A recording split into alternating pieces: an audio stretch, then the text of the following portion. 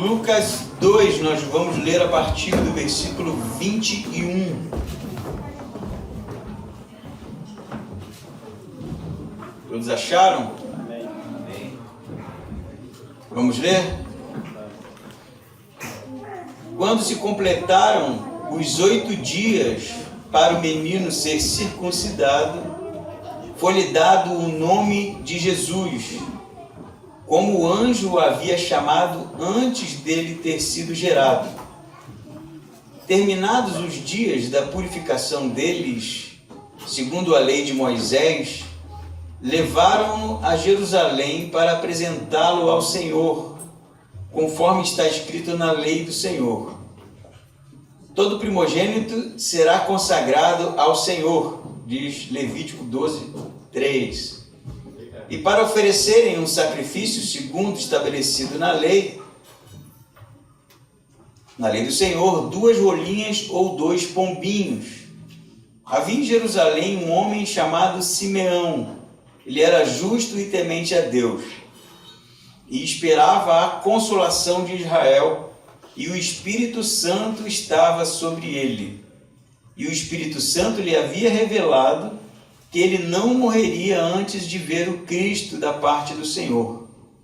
Assim, movido pelo Espírito, foi ao templo, e quando os pais levaram o menino Jesus para fazer por ele conforme ordena a lei, Simeão o tomou nos braços e louvou a Deus, dizendo: Senhor, agora podes deixar ir em paz o teu servo, segundo a tua palavra, pois os meus olhos já viram a tua salvação, a qual preparaste diante de todos os povos, luz para a revelação aos gentios e para a glória do teu povo Israel. E o pai do menino e a mãe do menino se admiravam das coisas ditas sobre ele. E Simeão os abençoou e disse a Maria, mãe do menino: Este menino está posto para a queda e para a elevação de muitos em Israel, e como um sinal de contradição. Assim, os pensamentos de muitos corações serão conhecidos. Quanto a ti, uma espada atravessará a tua alma. Estava lá também a profetisa Ana, filha de Fanuel, da tribo de Asser. Ela, já de idade avançada, tinha vivido com o marido 7 anos depois do casamento, permanecendo viúva por quase 84 anos. Ela não se afastava do templo, cultuando a Deus dia e noite com jejuns e orações.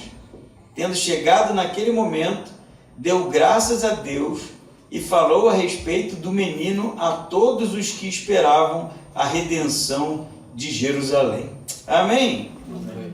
Nós estamos mudando, a nossa sequência de estudo do livro dos Coríntios justamente por causa da data, Dezembro, e nós estamos caminhando para a última semana antes do Natal, não é? E é muito importante recontarmos a história do nascimento de Jesus. Às vezes pode ser que, por conta da rotina e do nosso dia a dia, a gente acabe achando que a história do nascimento, a narrativa do nascimento, seja enfadonha.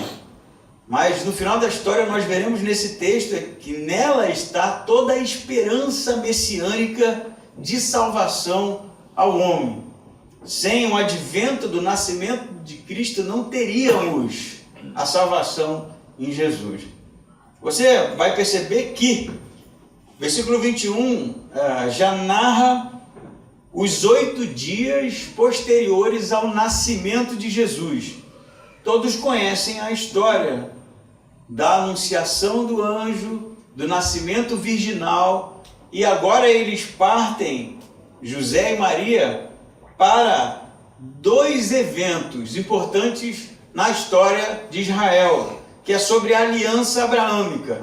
Um deles é a purificação da mãe e o outro é a circuncisão do menino. Você percebe que Lucas começa dizendo para nós que se completaram 8 dias para o menino ser circuncidado. E assim estava na lei que 8 dias depois do nascimento, sendo ele menino, iria ele ao templo levado pelos seus pais para a circuncisão. Por que circuncisão? Porque a circuncisão era o símbolo da aliança abraâmica, o símbolo da aliança que Deus havia feito com Abraão. Que aliança era essa? Que de Abraão Deus suscitaria uma grande nação, daria filhos a Abraão, tão incontáveis como as estrelas do céu, como as areias da praia, do mar. Porque Abraão não tinha filhos, né? E já era idoso. Então, todo menino era circuncidado, porque ser circuncidado era passar a fazer parte do povo de Deus.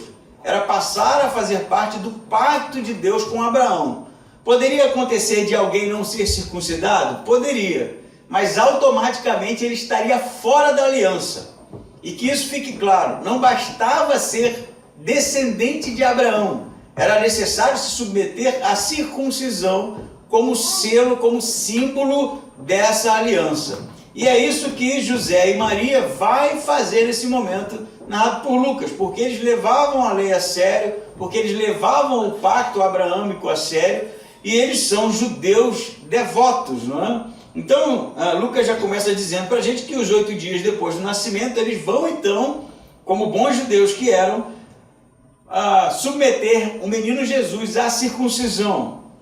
Diz o versículo 22 que terminando os dias da purificação, isso é, segundo Levítico 12, 3, a mulher depois do parto, ela era considerada impura durante 40 dias.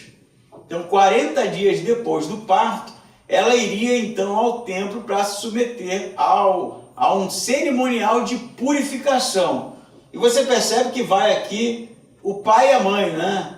Normalmente iria só a mãe, porque o homem não seria impuro a não ser que tivesse contato com a mulher. Neste caso, José está dando todo o suporte e ele sim é impuro do ponto de vista da lei, porque ele manteve realmente todo esse tempo, né, se manteve ao lado de Maria. Então eles sobem ao templo em Jerusalém, que não era muito longe da cidade deles, Nazaré, alguns quilômetros. Não era tão longe quanto Belém, né?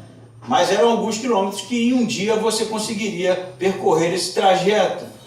E ele vai citar aqui no versículo 23, Levítico 12, 3, como falei, todo primogênito será consagrado ao Senhor. E o 24 diz que foram oferecer um sacrifício estabelecido na lei. E esse sacrifício é interessante porque seria uma pomba e um cordeiro. Seria o sacrifício que eles teriam que levar ao templo em agradecimento ao nascimento do filho. Mas o texto diz para a gente que eles ofereceram 2 pombinhas, né, ou 2 rolinhas em algumas versões, porque era possível substituir o cordeiro por uma pombinha ou uma rolinha no caso de pobreza. Pessoas pobres que não tinham condições de comprar um cordeiro poderiam singelamente oferecer um pombinho ou uma rolinha. E então o texto aponta justamente para a precariedade financeira do casal. Eles eram pessoas simples, pessoas do interior, pessoas pobres, mas judeus fiéis, não é? Que vão até o templo e vão ali se submeter a todo o cerimonial. Mas o autor ele quer dizer para a gente que, no versículo 21, assim como João Batista, quando nasce, né, o seu pai vai dar o nome que havia sido dito pelo anjo, que seria João, ele também está querendo dizer para nós que, da mesma forma, Jesus será chamado de acordo com a orientação do anjo, de que o nome dele seria Yehoshua, não é? Jesus a gente sabe que é uma transliteração do grego para o latim, né? Rapidamente fazer essa observação. O nome em aramaico é Yehoshua, a tradução seria Josué, Deus salva. O grego não conseguia falar Yehoshua, então eles chamavam Insus. E aí a latinização do grego é Jesus, que seria a transliteração de Iisus no grego. Vocês entenderam, né? Então eu vou continuar chamando ele de Jesus aqui, mas o nome original é Yehoshua, né? Na verdade seria Yehoshua Hamashia. Hamashia é Messias, né? Messias também é a transliteração de Hamashia no hebraico, que é Messias, ungido, separado, e Cristo é a versão latinizada do Jesus, o Messias, o Cristo. Então, vai dizer no versículo 25 que em chegando no templo, uma narrativa bem curiosa, que é encontrada somente no Evangelho de Lucas, né? Que havia em Jerusalém um homem chamado Simeão. Simeão e Ana surgem na história com contornos bem interessantes. O primeiro dele vai dizer que é Simeão, o autor vai dizer para a gente que ele era um homem chamado Simeão, e era justo e temente a Deus. Então você encontra mais uma vez, né, além de José e Maria, como judeus piedosos, judeus que levavam realmente as leis a sério, Simeão também era um judeu devoto. Ele era justo, e justo aqui não quer dizer que ele não tenha cometido nenhum problema moral ou ético, né? Justo é porque ele era visto aos olhos de Deus como alguém justo, né? Como alguém que andava segundo os preceitos. Ele era também, além de ser justo, ele era temente a Deus. Então você percebe que as características de Simeão é realmente alguém que tinha os olhos de Deus sobre ele. Por que eu sei disso? Porque o texto diz que ele esperava a consolação de Israel e o Espírito Santo estava sobre ele. Olha isso aqui, como é interessante. A consolação de Israel, na verdade, é um dos títulos messiânicos, né? Porque Israel era oprimido pelos seus opressores, nesse período aqui Roma, e a esperança messiânica era de consolação e libertação do povo dos inimigos. Então, o que tem esse Simeão de especial? Além de ser justo e temente a Deus, ele tem uma esperança messiânica. Ele aguarda a vinda do Messias. Mas ele não aguarda a vinda do Messias como qualquer outro judeu que aguardasse a vinda do Messias. Ele aguarda a vinda do Messias naquele tempo. Esse é o diferencial de Simeão. E outro aspecto interessante é que você vai ter um lapso, não é isso? Da ausência de Deus, ou melhor, da presença de Deus em Israel. Você percebe que os profetas menores encerram a revelação em se tratando de Deus enquanto aquele que usa o profeta através do Espírito Santo. Você vai ter as duas páginas em branco aí, né, que dividem o Antigo do Novo Testamento, que são, na verdade, símbolos do exílio babilônico, né? Depois que o povo foi para o exílio, escravizado, né, pela Babilônia e os seus opressores, Deus não falou mais. Deus não usou mais profetas. E o Espírito Santo não habitou mais em homem algum. Não havia mais isso, não haviam profetas mais. Não havia mais ninguém sendo o recipiente da habitação do Espírito Santo. Isso terminou no Antigo Testamento. E aí você tem, de repente, na narrativa de Lucas, um judeu piedoso, temente a Deus, cheio do Espírito Santo.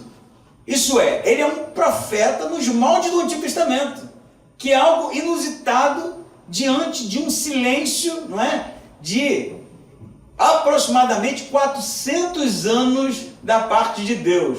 Então, esse é realmente o tom que Lucas está dando para essa narrativa. 400 anos depois, um profeta se levanta, pelo menos nesse momento, em Israel, que vai dar início a uma sequência, um desencadeamento realmente muito especial para esse período. Então, ele aguarda esperançosamente, né, a consolação de Israel. Interessante que esperava, a palavra no grego é prosdekomai, que tem o significado de aguardar esperançosa e com expectativa. Então, não era qualquer judeu que esperava o Messias, porque isso era muito comum, todos os judeus esperavam o Messias. Ele esperava o Messias com expectativas para aquele tempo. Por quê? Como é que ele sabia? Porque o Espírito Santo havia dito a ele algo muito especial, no versículo 26. E o Espírito Santo lhe havia revelado que ele não morreria antes de ver o Cristo da parte do Senhor. Pensa nisso. O Simeão era alguém que havia, além de ter tido reconhecimento da parte de Deus, como diz Lucas, de ser alguém temente a Deus, de ser alguém que tinha uma esperança messiânica muito latente. Ele era alguém que era portador do Espírito Santo e havia recebido uma promessa do Espírito Santo de que ele não morreria antes de ver o Messias. Caramba, não é pouca coisa não. Quantos vocês conhecem no Novo Testamento que receberam essa promessa? De que não morreria antes de ver o Messias? Ninguém. Somente este homem. E então, o que acontece aqui de mais interessante? O texto é todo muito interessante, mas o 27 diz que ele, movido pelo Espírito Santo, foi ao templo. Então, ele não foi ao templo de maneira, eu diria, organizada, com encontro e hora marcada com José e Maria. Há uma, como dizia um amigo meu lá no Rio de Janeiro, uma Jesuscidência. Não é uma coincidência, é uma Jesuscidência. Ele é levado ao mesmo tempo em que José e Maria estão chegando no templo. Porque há, então, um direcionamento da parte do Espírito Santo para que ele veja o Messias. Porque essa foi a revelação. Então você pensa, José e Maria saem de casa, andaram quilômetros e quilômetros até o templo. E aí Simeão, também levado pelo Espírito Santo, ele vai se dirigir ao templo, conduzido pelo Espírito Santo. E lá eles se encontram. E a ideia é que justamente narrar este encontro.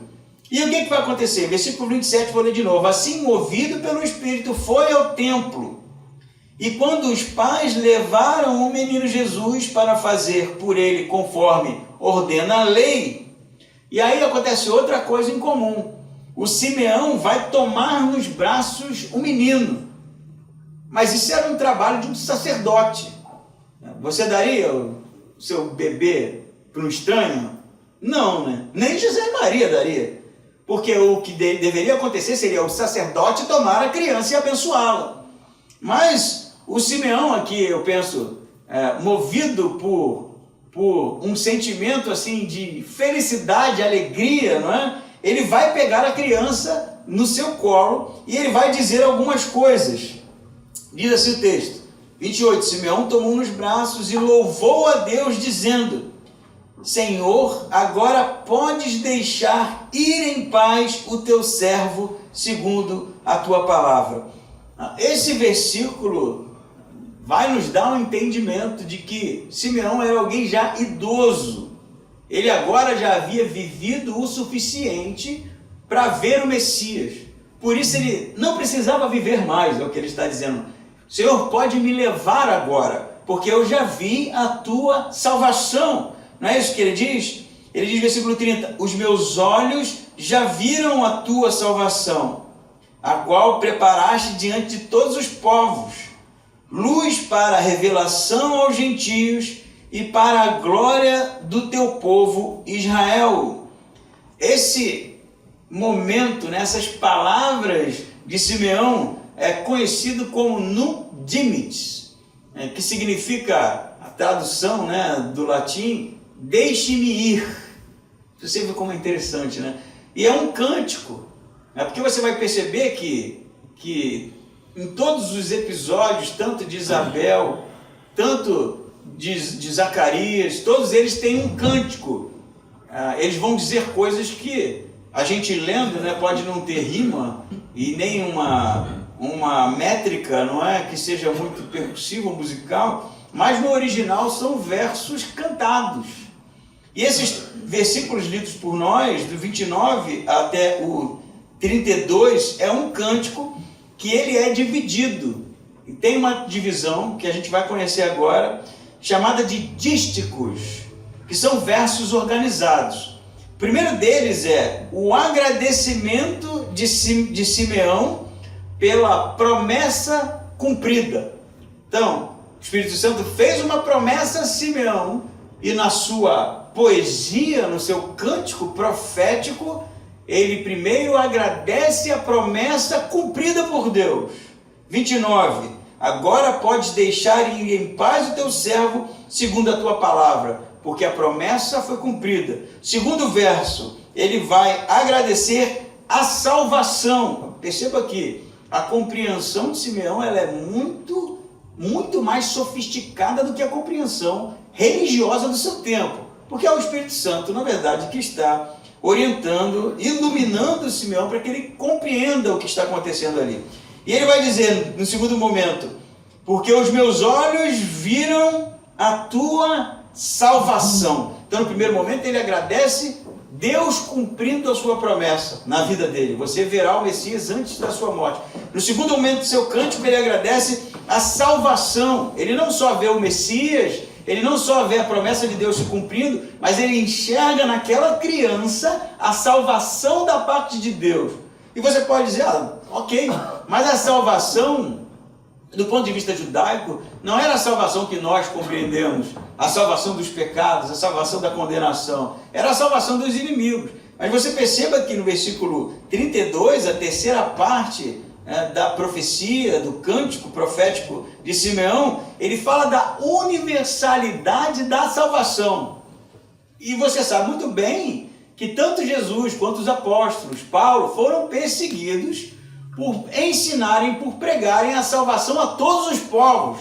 Mas olha Simeão aqui já no início do Evangelho, dizendo, versículo 32, luz para a revelação aos gentios e para a glória do teu povo Israel. Então você percebe que Simeão está realmente recebendo de Deus informações, recebendo de Deus um conteúdo teológico, recebendo de Deus através do Espírito Santo um momento profético que não termina aqui, ele vai falar mais, mas o que marca o texto, além de todas essas informações interessantes, é que para Simeão ter um encontro com o Messias era o suficiente para a vida dele. Simeão viveu a vida inteira aguardando este encontro. Simeão viveu a vida inteira aguardando o momento que ele veria o Messias. E aí você pensa, poxa, mas não seria então bem mais interessante se Deus esperasse para mostrar para Simeão o homem em Jesus, né? Ou o rei Jesus, ou alguém, né? com, quem sabe, algum tipo de reconhecimento da sociedade, da comunidade judaica, mas era só um bebezinho. Você percebe que não é sobre os milagres, não é sobre os ensinamentos ainda, não é sobre nada mais, é sobre a promessa de que ele veria o Messias. E toda a sua vida se resume a este momento, a ponto de Simeão dizer, Senhor, que agora o Senhor me leve, porque isso para mim foi o suficiente. Amém? Amém. Porque encontrar-se com o Messias é o suficiente para a existência humana. Bater naquela tecla tão repetida, né? Natal, que simboliza o nascimento do Messias, não é sobre nada mais a não ser do nosso encontro pessoal com o Filho de Deus, que nos basta, nos preenche, nos completa, nos torna plenos. Eu não vi Jesus com os meus próprios olhos, né? Nem menininho, nem adulto. Ele já morreu há 2000 anos atrás. Mas eu vi o meu Senhor com os olhos espirituais. Amém. A partir do momento que eu o reconheci como o Senhor e Salvador da minha vida, a partir do momento que o Espírito Santo me convenceu de que Ele era o Filho de Deus, isso precisa ser o suficiente na minha vida. Não são milagres, não são teologias estranhas, não são ensinamentos misteriosos, não é a complexidade da religião, não é sobre os credos, não é sobre líderes, não é sobre pastores, não é sobre padres, não é sobre nada mais, é sobre o Cristo, o Filho de Deus. Amém. se nós tivemos um encontro com Jesus, se nós tivemos um encontro com o Messias, se isso foi verdade, a nossa oração será como a de Simeão: Senhor, pode me levar, porque isso para mim é o suficiente. Mas a pergunta que fica é: será que para a igreja de 2000 anos depois, encontrar-se com Jesus é o suficiente? Nós teríamos a coragem de orar como Simeão e dizer que, se Deus quiser me levar agora, porque eu já conheci o Messias, que leve? Ou será que a nossa experiência com Deus precisa sempre estar sendo renovada de alguma forma para que a gente se ache completo? Ou será que existe um vazio em nós que não nos deixa a alma completa, plena nunca? Será que o Messias apresentado hoje, Jesus apresentado hoje, não é o suficiente para tamponar as nossas necessidades?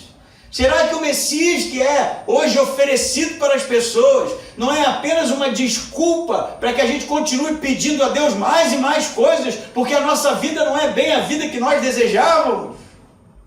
Para Simeão não. Para Simeão, que viveu a vida inteira aguardando encontrar-se com Cristo, mesmo um bebezinho o preenche de maneira plena, total, absoluta, a ponto dele dizer: Senhor, podes me levar agora. Amém? Amém. Mas não para por aí, não é? No primeiro momento, a esperança messiânica decide a nossa vida. Ela é o fator divisor de águas. A partir deste momento, nada mais faz sentido na minha vida a não ser o Messias. Simeão. Segundo momento, ele vai dizer algumas coisas bem interessantes. Ele vai dizer assim: Simeão tomou nos braços, versículo 28, louvou a Deus dizendo: Senhor, agora pode levar ou deixar ir em paz o teu servo segundo a tua palavra, pois os meus olhos já viram a tua salvação, o qual preparaste diante de todos os povos, luz, revelação aos gentios, para a glória do teu povo Israel. E o texto vai dizer que os pais se admiravam, né? Porque até então eles tinham tido uma experiência sobrenatural com o anjo, ponto. Você vai ter a visita dos reis magos, não é isso? Na narrativa de Mateus. Mas à medida em que as pessoas vão dizendo coisas para eles, revelando coisas para eles que só eles sabiam, eles vão ficando impressionados, porque aquela experiência não era uma experiência do quarto, era uma experiência que estava se tornando realmente pública, não é? E aí diz o versículo 34, e Simeão os abençoou, e aí ele vem agora com mais conteúdos proféticos, usados pelo Espírito Santo. Ele disse assim, a mãe do menino: este menino está posto para a queda e para a elevação de muitos em Israel, e como um sinal de contradição. O que ele está dizendo? Ele está dizendo que o menino, ele vai ser um elemento na história de Israel que vai causar ou a queda ou a elevação. E se você for ler o original, você vai ver que na verdade ele tem em mente, está citando Isaías 8,14, que fala sobre a pedra de tropeço que Deus colocaria em Israel, o Messias. Em Isaías o contexto é de que o povo não ouvia os conselhos do Senhor. E o Senhor diz que virá e colocará uma pedra de tropeço, que seria a pedra que causaria ou a queda ou o levantamento de muitos. E você vai perceber que Simeão ele vai replicar as profecias de Isaías, porque Jesus vai ser justamente isso em tempos futuros. Jesus vai ser aquele que vai gerar uma linha. Ou você estará do lado de lá, ou você estará do lado do Messias. Ou você verá em Jesus a pedra de tropeço e cairá, não é? Como Paulo usa também a profecia de Isaías. Ou você será elevado, né? No sentido de estar do lado do Messias. Então a profecia de Simeão, ela tem duas especificidades nesse momento. Apesar de ser um bebezinho, o Messias ou a esperança messiânica, ela é aquela que dirige as nossas vidas, porque quando nos encontramos com o Messias somos preenchidos, mas ela também exige de nós uma decisão, um lado a ser tomado.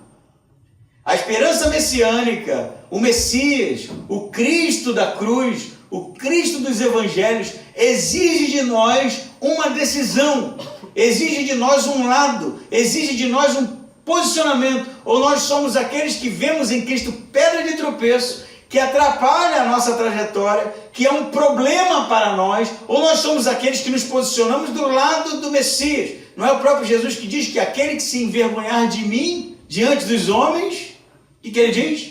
Eu me envergonharei deles diante do Pai. Posicionamento, decisão.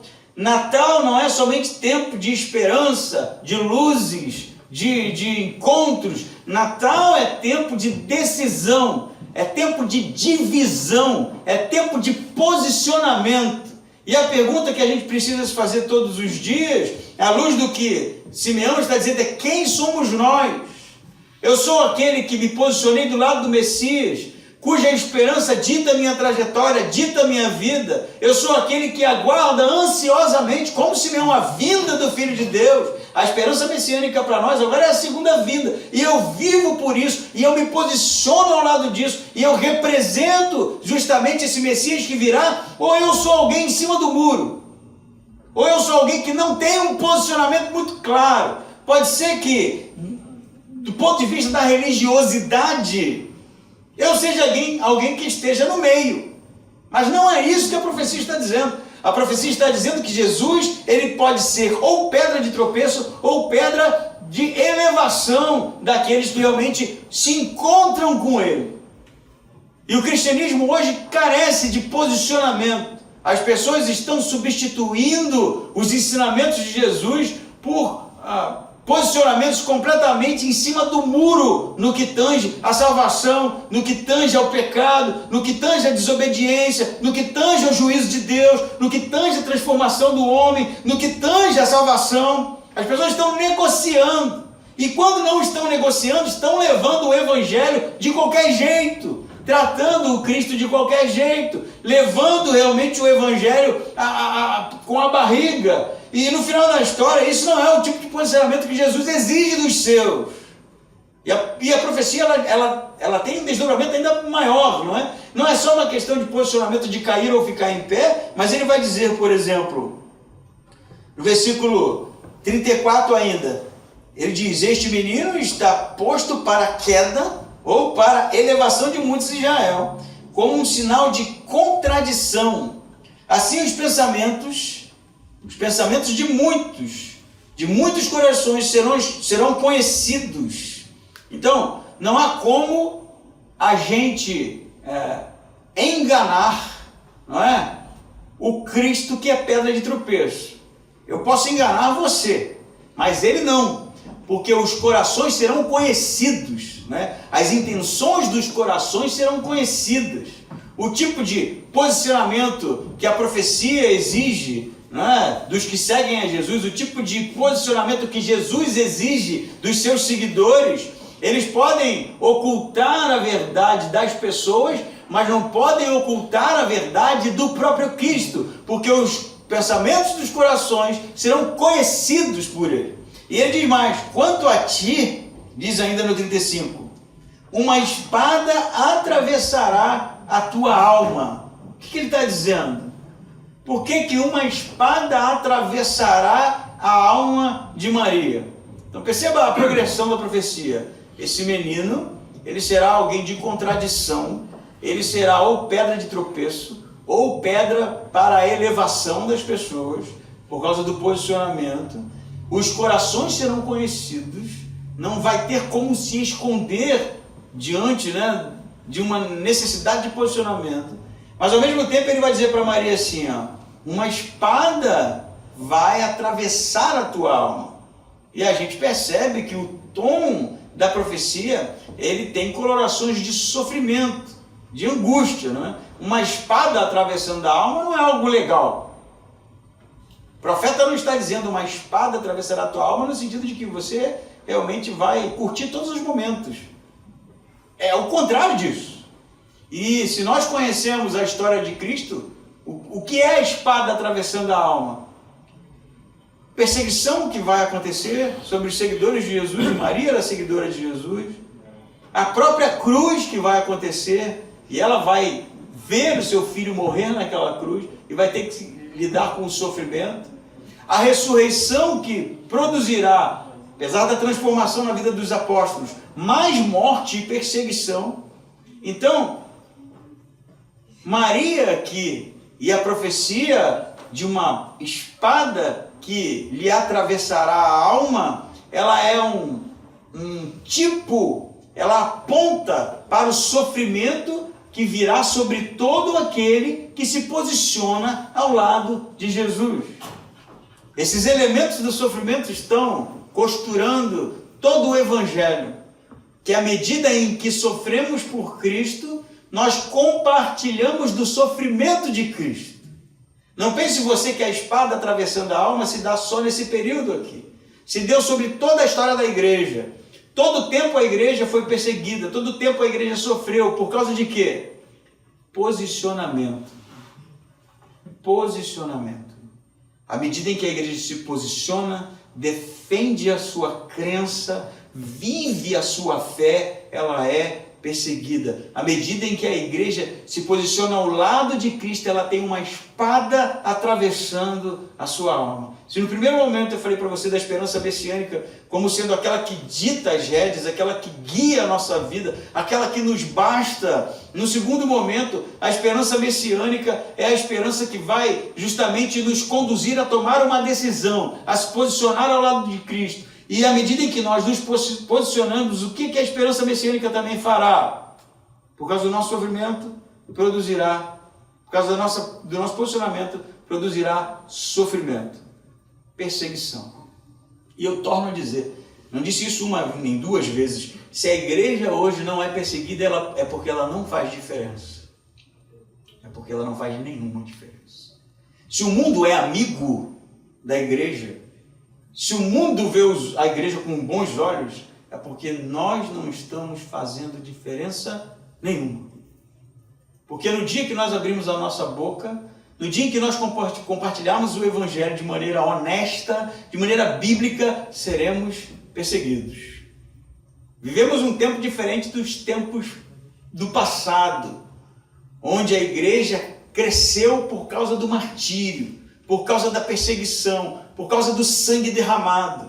Vivemos um tempo hoje que as coisas são negociáveis, como já falei. Hoje você tem, em um pequeno momento de navegação, inúmeros tipos de evangelhos que são oferecidos, inúmeros tipos de teologia, inúmeros tipos de teologia sistemática, seja ela de todo tipo. Mas o que hoje falta para a igreja, o que hoje falta para o cristianismo, é justamente nós vivemos o Evangelho à medida em que o Espírito Santo nos usa a ponto de realmente incomodarmos. Não incomodarmos porque vamos ser um vizinho chato, né? Ou porque vamos ser pessoas tagarelas. Incomodarmos porque professamos o nome de Jesus, porque pregamos o Evangelho original, porque realmente levamos as pessoas à compreensão de que eles são pecadores e que precisam e carecem da graça e misericórdia de Deus. Porque se nos calarmos, não seremos perseguidos, não seremos incômodos, não seremos pedra de tropeço para ninguém. Mas no final da história, quando a espada atravessa Maria, a alma de Maria, ela atravessa a alma de toda a igreja. De uma igreja realmente que não se cala, de uma igreja que não se acovarda, de uma igreja que se posiciona, de uma igreja que apregoa a altos pulmões o Evangelho realmente ensinado por Jesus. Amém? Amém? Quando nos calamos, na história da igreja sempre foi desse jeito. Quando a igreja se calou, ela não fez diferença mais. Já falei isso algumas vezes e vocês já devem saber a resposta de cor. Quais foram os períodos de maior crescimento da igreja? Perseguição. A igreja cresce quando é perseguida, porque ela é perseguida quando prega o Evangelho. À medida que a igreja abre a sua boca, prega o Evangelho, o mundo se volta contra ela, a persegue, e o sangue da igreja se torna a semente do Evangelho. gente precisa realmente ter a compreensão de que não somos chamados ou não fomos chamados para sermos amiguinhos das pessoas. Nós fomos chamados para sermos atalaia do Evangelho. Assim como Jesus mudou a minha história, Ele pode mudar a vida das pessoas. Nem todo mundo vai gostar disso.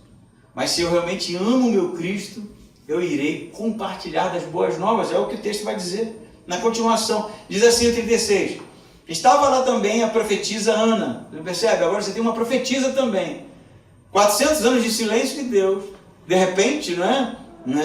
À medida em que José e Maria vão ao templo para cumprir com os rituais, você tem um profeta cheio do Espírito Santo. Você tem uma profetisa cheia do Espírito Santo. Lá também estava a profetisa Ana, filha de Fanuel, da tribo de Asser. E olha essa mulher. Ela, já de idade avançada, tinha vivido com o marido 7 anos depois do casamento, permanecendo viúva por quase 84 anos. Então, esta mulher, ela tinha 84 anos de viuvez, não é isso? A mulher se casava com 14 anos aproximadamente. Se você fizer a conta, essa mulher tinha 105 anos. Era uma veinha de 105 anos. Tem gente que tem 40 aí, já está tudo arrebentado, né? Ela tinha 105 anos, uma senhorinha, não é? E diz o texto o quê? Que ela ficava em casa porque ela tinha suas limitações. O que diz o texto? Ela, em idade avançada, tinha vivido com o marido 7 anos depois do casamento, permanecendo viúva por quase 84 anos. Ela não se afastava do templo, cultuando a Deus dia e noite com jejuns e orações. E aí a gente às vezes se pergunta por que umas pessoas são usadas por Deus e outras não, né? A mulher tem 105 anos, nada é impedimento para ela estar adorando ao Senhor. Ela não morava no templo, isso nem era possível. Ela ia ao templo todos os dias para adorar com orações e jejum. Por isso ela era cheia do Espírito Santo. Perceba que não é a obra que vai fazer você ser cheio do Espírito Santo, é o coração das pessoas. Essa mulher era impulsionada a adorar a Deus todos os dias. Essa era a alegria da sua vida. Nem foi se recasar. Ela ficou casada 7 anos só. E o resto da sua vida passou casada com Deus, indo ao templo adorar, sentindo prazer nisso, sendo honesta na sua adoração, verdadeira na sua adoração. E aí Deus lhe presenteia com um encontro com o Messias. Vocês estão entendendo a matemática da coisa? Simeão, quem era Simeão? Era um Zé Ruela? Não, cara. Simeão era um judeu temente a Deus, cheio do Espírito Santo, cheio de esperança messiânica, usado por Deus em um momento lindo. Entrou para a história da vinda do Filho de Deus. Está aqui Simeão. Simeão não foi um apóstolo, Simeão não foi alguém que andou com Jesus, Simeão foi alguém que foi levado pelo Espírito Santo porque era alguém cheio de Deus, cheio de fidelidade a Deus, cheio de fé em Deus. Da mesma forma Ana, eles poderiam nem ser citados aqui, mas são citados porque eram pessoas verdadeiras na sua adoração. A fé deles não era uma coisa secundária, a fé deles não era uma coisa que entrasse no universo social do encontro com as pessoas. A fé deles era genuína. E aí eles vão receber a graça, o presente merecido de se encontrar com o Messias. E aí, se Simeão ele vai profetizar, não é? E vai dizer: a minha vida pode levar, Senhor, eu já vivi o suficiente, eu já vi a tua salvação. O que vai acontecer com Ana? Ela começa a compartilhar aquilo com as pessoas. É isso que o texto diz? Diz assim o 38. Tendo chegado naquele momento, deu graças a Deus e falou a respeito do menino a todos os que esperavam a esperança ou a redenção de Jerusalém. A esperança messiânica. 4 pontos aqui para você anotar e passar o seu Natal bem, não é? A esperança messiânica nos completa, dita a nossa trajetória, é suficiente para nós. A esperança messiânica exige de nós um posicionamento. A esperança messiânica vai trazer perseguição para nós, porque nos posicionamos. E o quarto ponto, a esperança messiânica nos leva a compartilhar sobre o Messias. Mas por que ela compartilhou? Porque é uma obrigação? É porque que você agora tem a obrigação de pregar o Evangelho, é isso? Como os testemunhos de Jeová, se não vender um número X de livrinho, não vai para o céu? Ou como qualquer outro grupo que vive pelas obras, né? Se não fizer, não agrada a Deus. Por que ela compartilhou o Evangelho? O Evangelho aqui em seu estado, né, fetal ainda. Alegria. Ela foi agraciada, ela viu o Messias. Como é que ela vai se calar? Como é que ela pode se calar diante de tal revelação? Como é que ela pode se calar diante de tal encontro? Como é que ela pode se calar diante de tal presente? Por isso ela grita a plenos pulmões. Por isso ela compartilha aquele encontro, aquela história com todo mundo. E não é assim. Quando nós tivemos um encontro com Cristo lá no início, não foi assim? Quem lembra? Quem lembra? Não era? A gente queria falar para todo mundo, cara. Eu me lembro, eu já contei essa história para vocês, mas eu me converti e vim lá do mundo dos metaleiros, né? Eu montei uma banda para ir lá falar de Jesus para os caras, né? O que tinha que falar, sabe? As letras, se você ouvir hoje em dia, eu tenho vergonha, era muito ruim, né? Era terrível. Mas era a maneira que eu tinha de expressar aquela alegria, de compartilhar aquilo que havia acontecido comigo. E essa é a história de todo mundo que tem um encontro com Cristo, não é? A gente entende a salvação, se encontra com Deus, com o coração enchido de alegria e começa a compartilhar. A gente às vezes não sabe nem falar direito, não sabe nem pregar direito, mas a gente quer dizer alguma coisa. Mas o que acontece com o tempo? A gente começa a se esfriar, começa a entrar numa rotina, aí a igreja vira uma coisa secundária, lê a Bíblia muito menos, e a gente começa a viver um marasmo espiritual, a gente começa a viver um esfriamento espiritual, e a gente sequer abre a boca. Sequer abre a boca. Porque não vivemos a alegria, realmente, porque, quem sabe, perdemos de vista o significado do que é ter um encontro com Jesus, ter a transformação que só o Espírito Santo pode dar na nossa vida. Esperança messiânica é o compartilhamento. Compartilhamento porque eu estou realmente cheio de Deus, porque realmente vi a graça e a misericórdia de Deus revelada ao homem, porque eu entendi a salvação. Se não for isso, pode ser que não tenhamos tido essa experiência. Por isso que não faz sentido para a gente falar nada. Por isso não é conveniente. Por isso pode incomodar. Porque o meu coração não está cheio da novidade. A gente dificilmente conta para as pessoas as derrotas, né? Dificilmente a gente compartilha as coisas que não deram certo. Mas o nosso coração se enche de alegria quando alcançamos objetivos, né? Quando passamos na faculdade, quando somos promovidos no emprego, quando viajamos, quando compramos coisas novas. A gente adora isso. Nosso coração se enche de alegria, a gente compartilha com todo mundo, né? E hoje compartilhar é uma palavra muito na moda porque é muito fácil compartilhar as coisas. Simeão e Ana compartilhavam de uma experiência única na existência do homem. O encontro com o Messias Salvador. E se nós tivermos um encontro com esse Messias Salvador, nada poderá impedir que compartilhemos o Evangelho de Cristo com as pessoas. Amém?